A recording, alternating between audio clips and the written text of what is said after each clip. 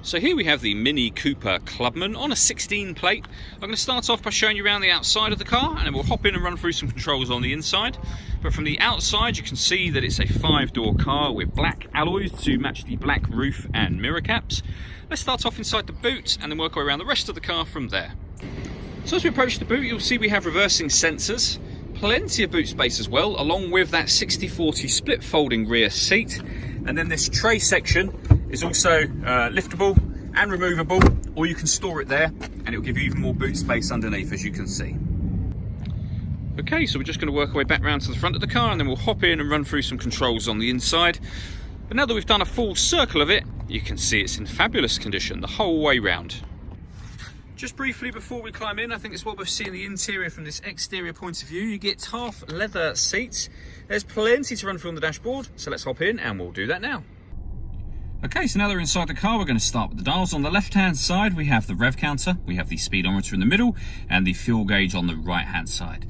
You can see in that central section, it will show you how many miles this car has done. So it's done 14,162. And then the information above that can be changed using a button on the indicator stalk for various different bits of fuel economy information. Or you can have a digital readout for the speedometer. If you leave it just a few seconds, you'll see that it will take over the majority of that section of the screen. We're back out to the steering wheel. On the left-hand side, we have cruise control and speed limiter. And on the right-hand side, we have stereo controls, the ability to answer phone calls, and we have voice activation as well. So hit that button, ask it to dial anyone in your contacts list, and it can do that for you without you having to take your phone from your bag or pocket. That is, of course, once you've paired the phone up. And that is done over on the central screen just here, under the telephone section of the screen, and then down the bottom for Bluetooth devices. All of the movement I'm making with this screen, it's all being done using this dial. So you can turn this to go through various options, push it down to select things. It also moves to the right, to the left, up and down as well, which becomes useful within certain menus on the screen. That menu button will always take you back to the main menu, and you can see you can access certain things directly from here.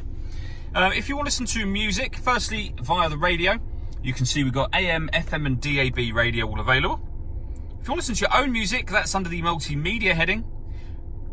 And you'll see that we have got Bluetooth audio, USB input, and at the bottom there, auxiliary input as well. So plenty of ways to listen to your own music. And on top of all of that, this car has got satellite navigation. There's a full video showing how this works on both our website and our Facebook page, but it's a very easy system to use.